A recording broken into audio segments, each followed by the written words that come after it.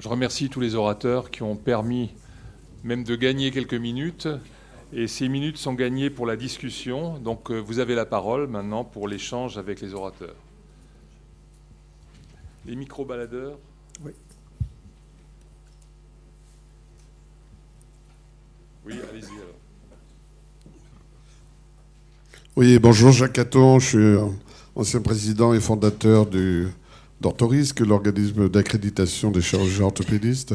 Je suis un peu étonné que dans cet état des lieux, on n'ait pas fait état de façon plus développée d'un élément qui, à mes yeux, est fondamental et qui est l'accréditation. Mais ce n'est pas M. Éric Rance, qui est le président dans la salle et que je remercie, qui nous contredira, puisqu'il était au cabinet de Xavier Bertrand à l'époque où nous avons mis en place l'accréditation.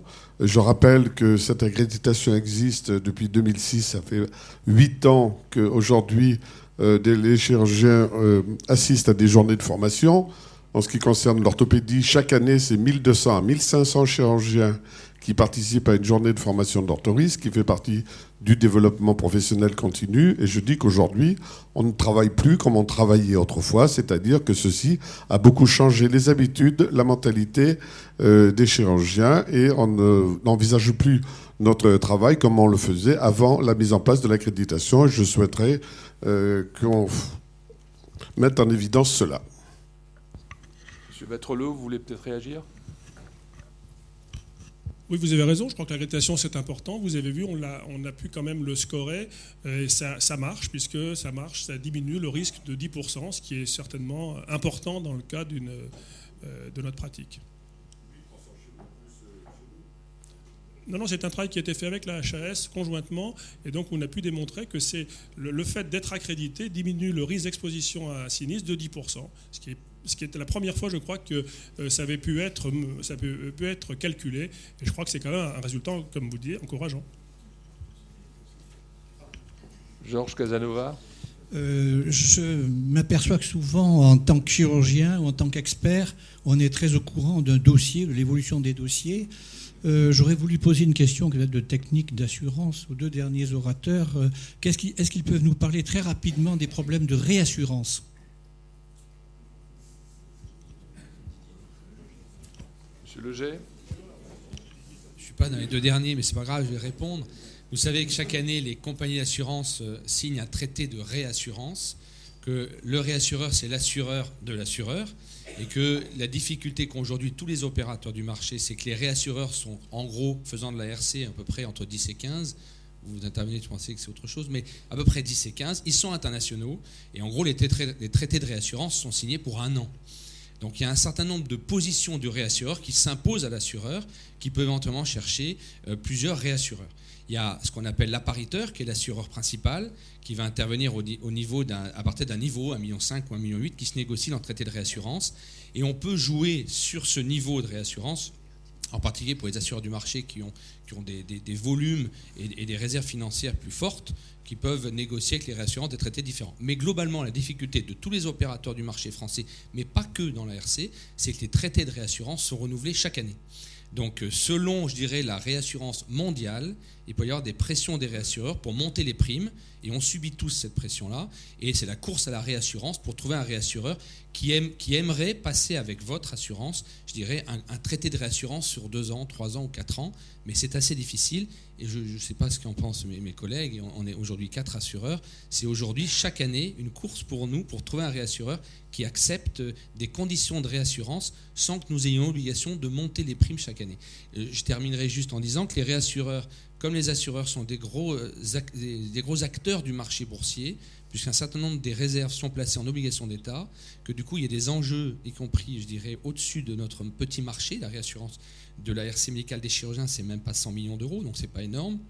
Que quand l'inflation est à zéro, ils perdent de l'argent en bourse, donc ils ont tendance à vouloir récupérer, je dirais, sur des frais techniques, sur des niveaux de contrat, sur des primes qui augmentent, un certain nombre de retours financiers qui n'existent pas parce que l'inflation est à zéro, que la bourse ne bouge pas. Alors, ils n'ont pas le droit de jouer en bourse des provisions, ils les jouent sur des placements sécurisés d'État, mais il n'empêche que quand l'inflation est à zéro, les primes d'assurance sont en train d'augmenter, au niveau chirurgical et syndical, quand nos tarifs à nos chirurgiens ne bougent pas, c'est donc les dépassements d'honoraires qui vont augmenter. Quand les dépassements d'honoraires sont interdits, on a un vrai problème de capacité d'assurance, même si la caisse d'assurance maladie prend aujourd'hui en charge en partie. Il paraît choquant qu'aujourd'hui un obstétricien doive à peu près faire 200 césariennes pour pouvoir se payer sa prime d'assurance. Donc si tout ça joue, c'est exact, mais voilà. Est-ce qu'il y a des spécialités qui sont plus menacées que d'autres ? Aujourd'hui, on est tous d'accord pour dire qu'aujourd'hui, la spécialité qui est la plus gênante, il y a les deux opérateurs principaux ici, c'est l'obstétrique. Aujourd'hui, à peu près 50% des deux côtés, c'est-à-dire Cham et le cabinet François Branché. L'obstétrique pose un gros problème de provisionnement. Il faut provisionner sur 30 ans, on nous l'a dit tout à l'heure. Donc les réassureurs n'aiment pas se retrouver avec des dossiers ouverts pour 30 ans.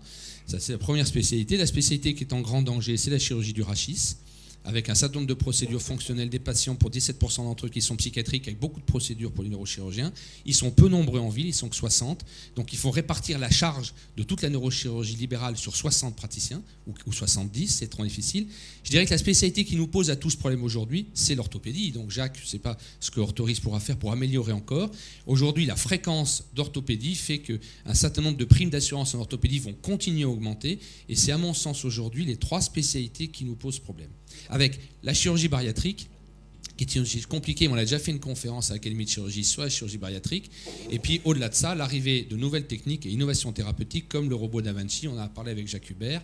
C'est vrai que l'arrivée des innovations thérapeutiques comme le robot, la bariatrique qui a été mal encadrée, des publications tardives ont fait qu'un certain nombre d'expertises qui nous ont coûté cher, et je rebondirai sur la problématique de nos spécialités, c'est aussi d'avoir des experts, et on en a parlé un peu tout à l'heure, qui aient le niveau de compétence suffisant pour être capable de juger la pratique du chirurgien en question, et un certain nombre d'expertises, et c'était vrai un petit peu en neurochirurgie, et c'était vrai en obstétrique, le Saint-Goff a réagi récemment sur cette question-là, font que des mauvais experts ont entraîné une sursinistralité qui entraîne une panique sur le marché, qui entraîne éventuellement la fuite des réassureurs sur une spécialité qu'ils ne veulent plus couvrir. Juste en complément, à Cham, on assure effectivement la moitié des praticiens, des obstétriciens libéraux, mais on assure une grande partie de l'obstétrique publique. Et c'est plus facile d'assurer l'obstétrique publique parce que quand on assure un hôpital, on prend tout le risque de l'hôpital. Donc il y a un hôpital de 1000 lits, il y a peut-être 100, s'il y a 50 lits d'obstétrique, ces 50 lits risqués, ils sont contrebalancés par tout le reste de l'activité de l'hôpital qui est moins risqué. Par contre, quand on prend un obstétricien libéral, lui, il fait que de l'obstétrique. Et donc il faut arriver à mutualiser sur un grand nombre d'assurés, ce qui est c'est toute la difficulté pour l'obstétrique. Il y avait une question. Oui, madame.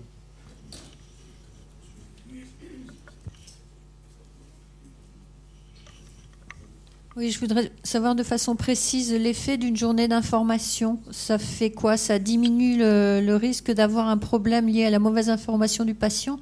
Ça diminue la gravité du sinistre ou en pratique? Ou c'est juste les problèmes liés à la mauvaise information du patient?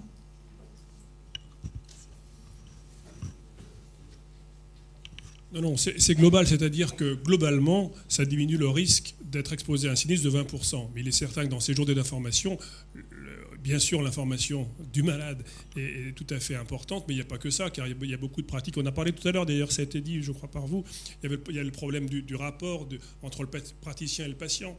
Les mots malheureux, ce que l'on dit de façon inappropriée. Alors, non, c'est des journées. Ce qu'on fait à Aspro, c'est pas de réapprendre la médecine. Hein. On est dans la sensibilisation médico-légale.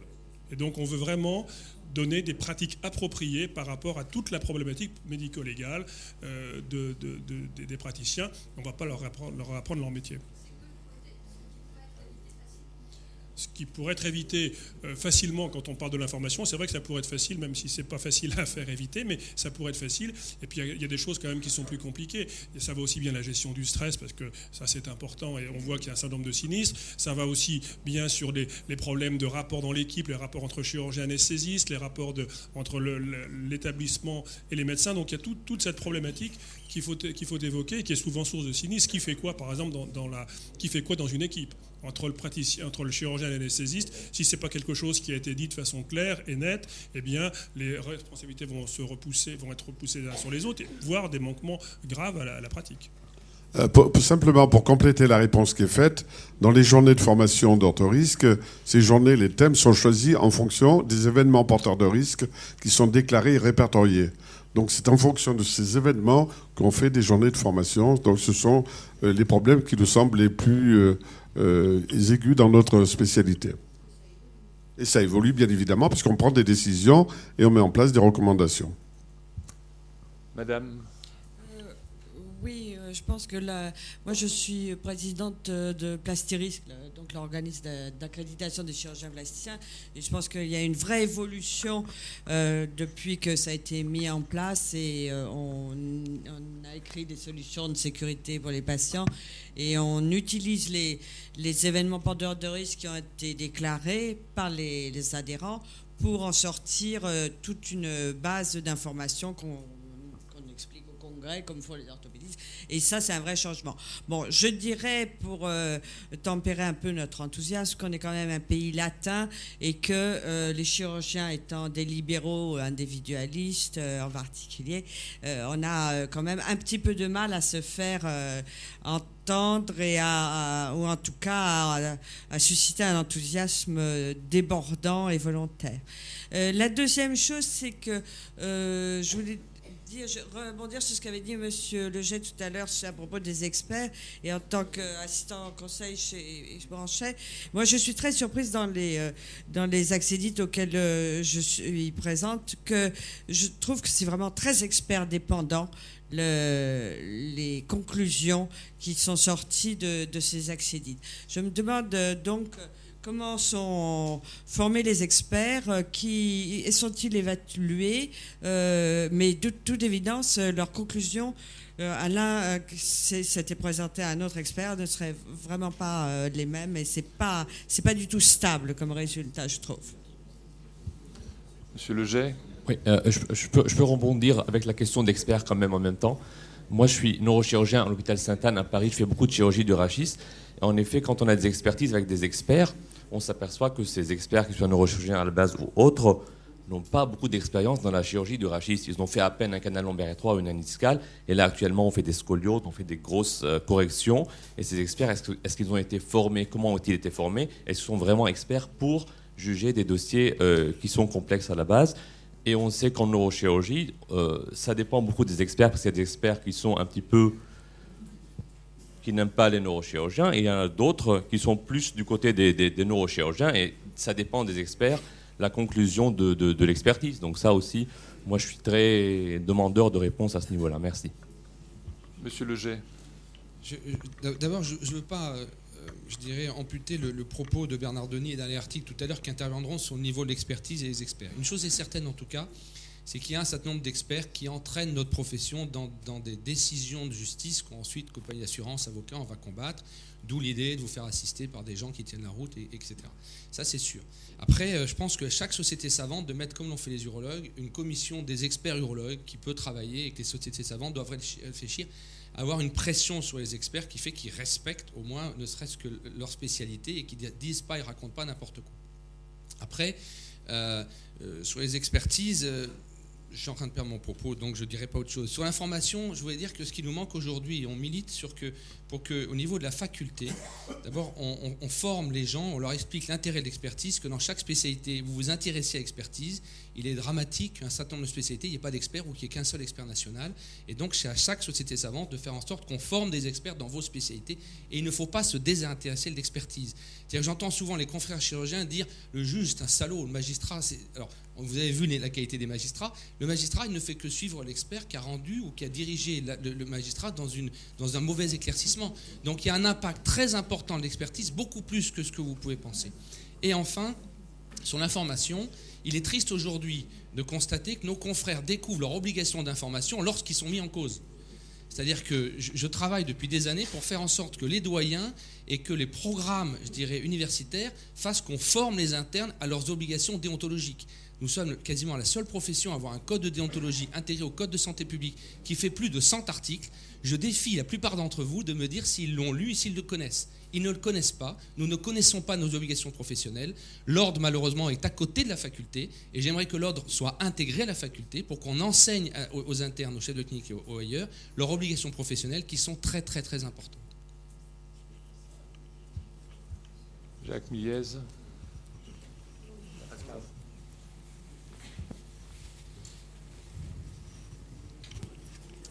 Merci bien. Jacques Milliez, gynécologue accoucheur. D'abord, concernant la qualité des expertises, je signale que toute expertise peut être contestée devant le Conseil de l'ordre, monsieur Leger. Le Conseil de l'ordre est là pour analyser les plaintes concernant la qualité d'expertise. Philippe Brey, André Liénard me soutiendraient dans cette proposition. Deuxièmement, donc on n'est pas dans la faculté, mais on est vraiment à côté. Une question d'accoucheur concernant le diagnostic anténatal et la loi Kouchner, qui est quelquefois présentée comme la loi anti-perruche. Ça veut dire qu'elle exonère l'auteur d'une faute de l'obligation d'indemniser un handicap de naissance, sauf quand il y a une faute lourde. Or, la Cour de cassation a émis un arrêt en janvier ou mars 2013, me semble-t-il, considérant comme une faute lourde un défaut de diagnostic anténatal d'une agénésie d'un avant-bras. Faute lourde. De la part de la Cour de casse. Donc ma question n'est pas ici qu'on rediscute ce qu'on appelle une faute lourde, parce qu'on n'en sortirait pas, mais est-ce que, en particulier l'ONIAM, enfin les CRC, ont recours à cette jurisprudence concernant la faute lourde, et est-ce qu'ils l'impliqueraient dans une procédure qui concernerait, par exemple, une procédure dans un hôpital, c'est-à-dire relevant du droit administratif? Madame Pellier. Non, je voulais juste dire que ce n'est pas une faute lourde, c'est une faute caractérisée. Il y a une très grande nuance. Voilà.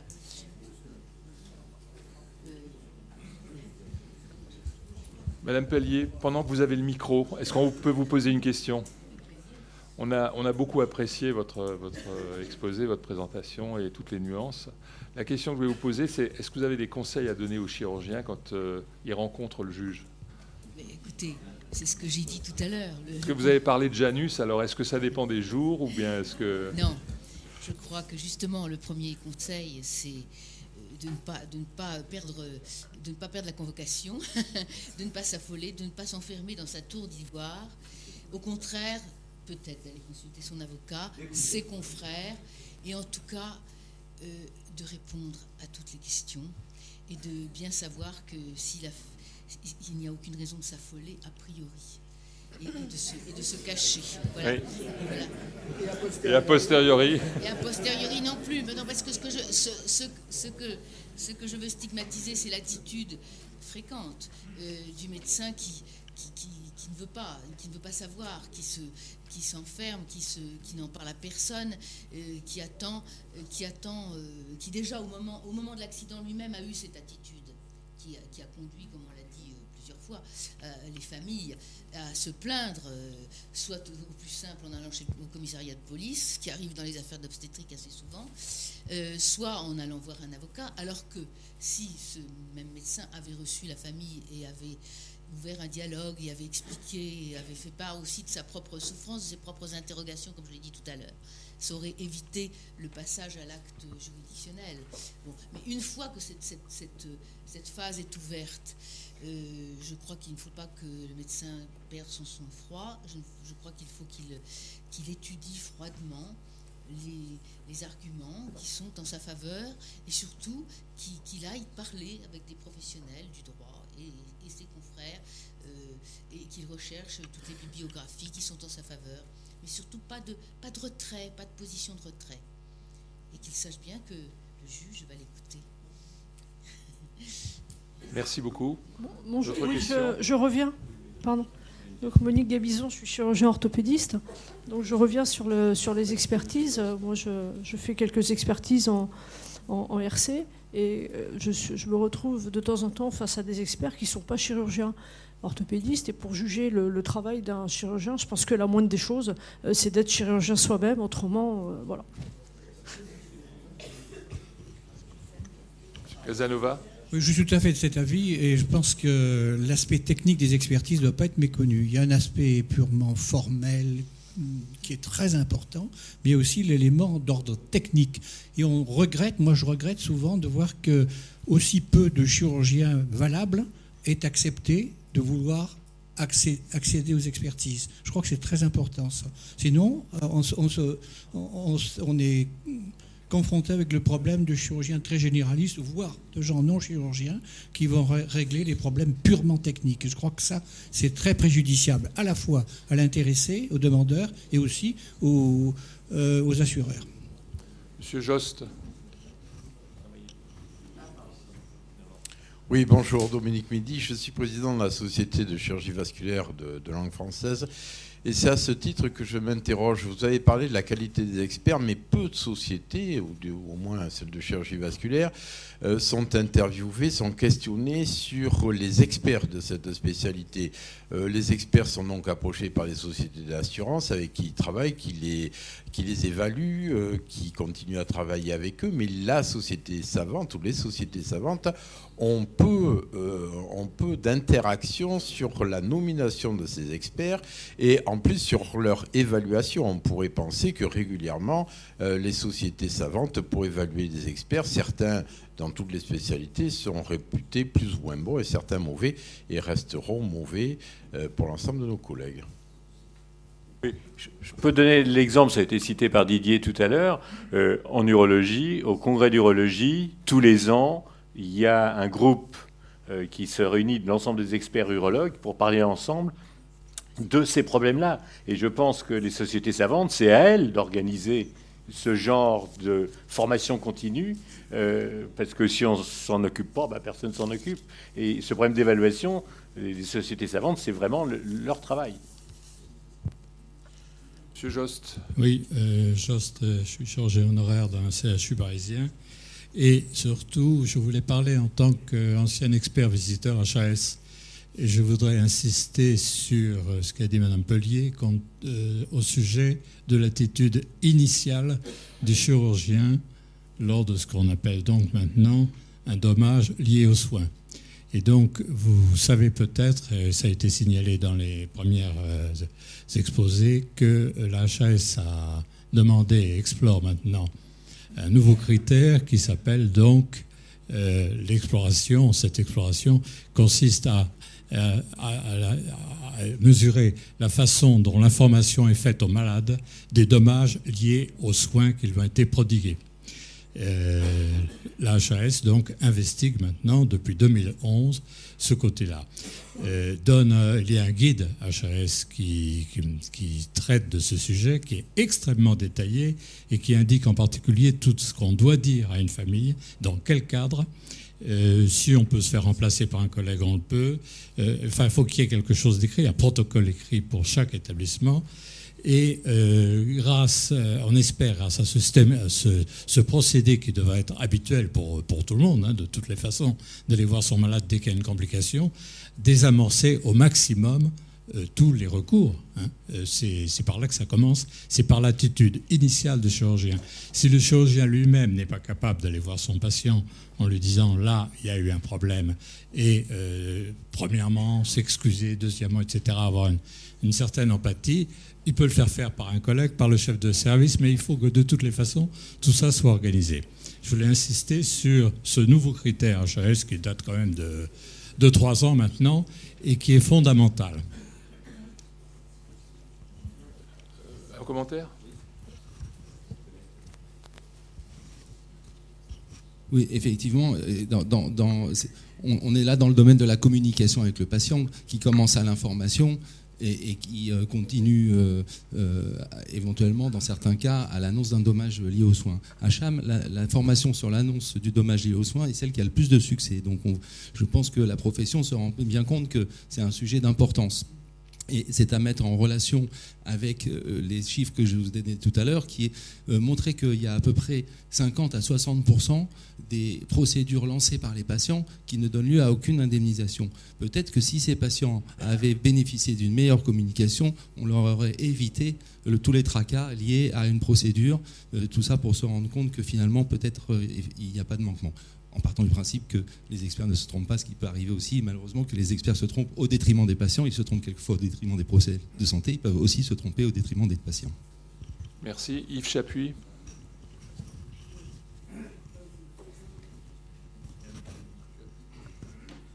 Peut peut-être utiliser cet appareil.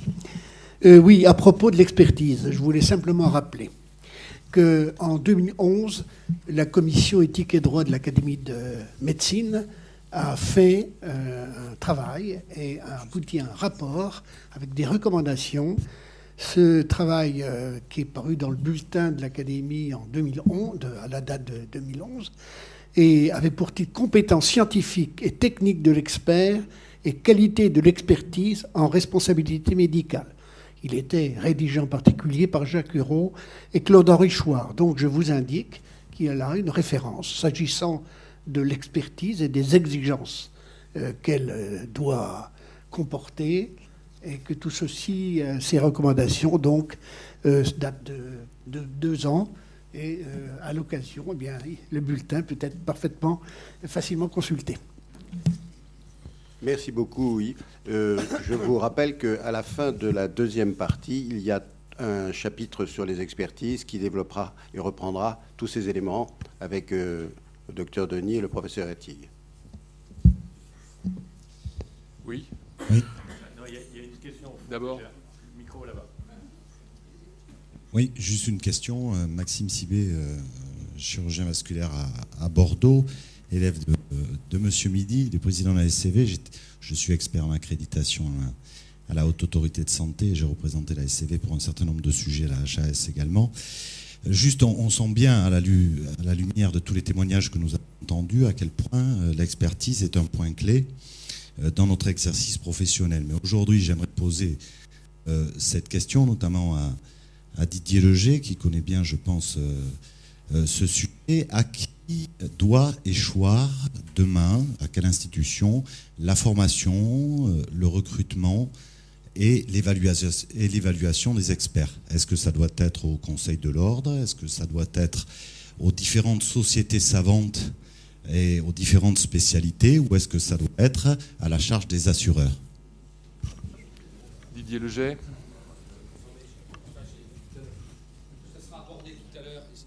Ça sera abordé tout à l'heure, je n'ai pas de réponse, mais il est certain que probablement un rétro-contrôle des sociétés savantes sur leurs experts, peut-être une espèce de validation et d'accréditation, c'est à mon avis le meilleur choix, mais ce n'est pas malheureusement à moi répondre, on pourra en discuter.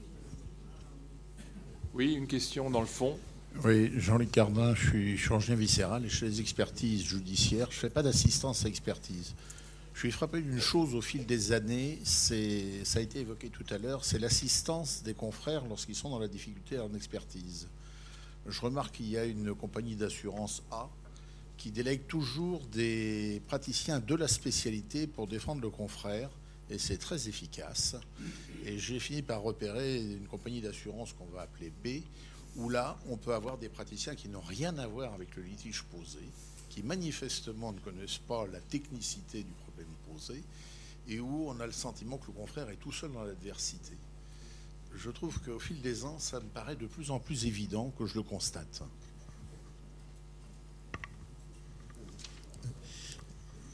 Jacques Hubert. Oui, merci. Nous avons un très bel exposé de M. Vattrelot là, sur l'origine de la sinistralité. Et vous avez manifestement une connaissance importante de ce qui se passe au niveau français. On a la chance ici d'avoir plusieurs assureurs qui peuvent peut-être nous fournir des informations qui seraient intéressantes. On parlait tout à l'heure des nouvelles technologies. Vous avez évoqué la chirurgie bariatrique qui manifestement a une sinistralité très importante, alors que maintenant, il me semble que l'augmentation des primes est liée surtout au début de l'apprentissage, alors que maintenant, les chirurgiens ont des formations qui sont de qualité et logiquement, les primes devraient suivre à la baisse.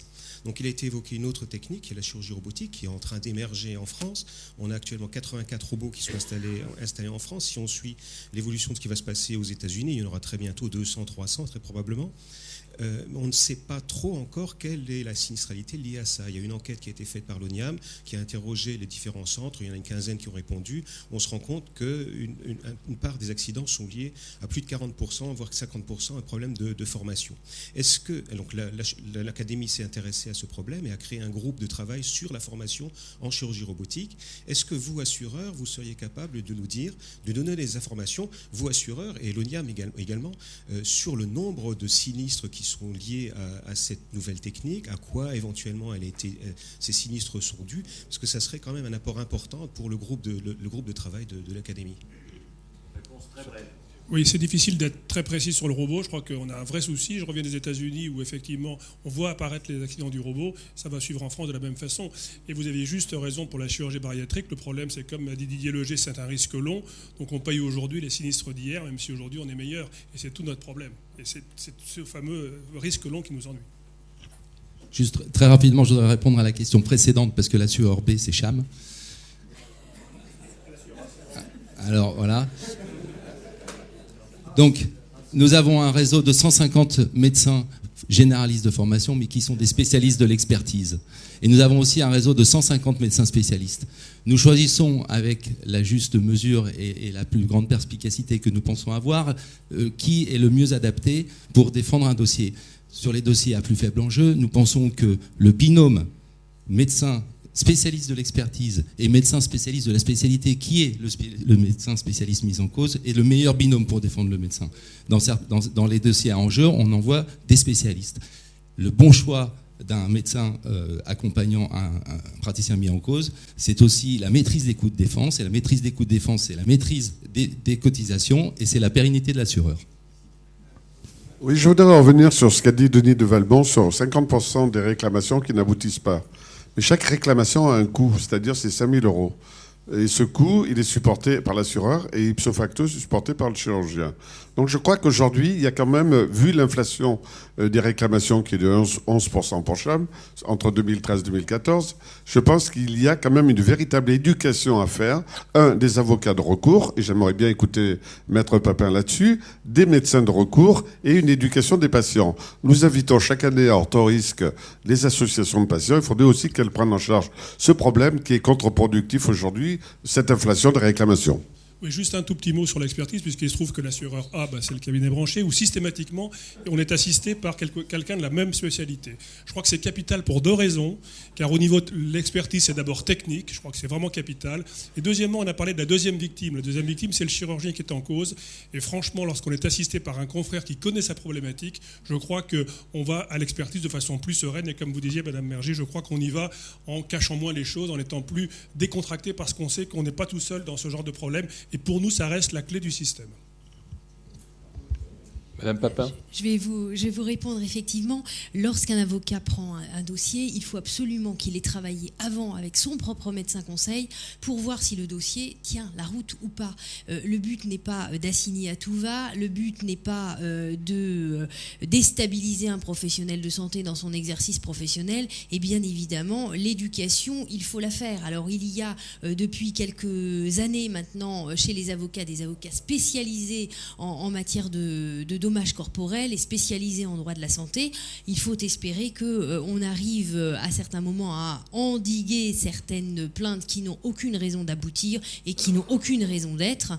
Maintenant, quant aux patients qui décident spontanément de saisir un tribunal administratif ou une CCI, là malheureusement, même l'avocat de recours le plus prudent et le plus formé possible ne pourra pas faire grand-chose.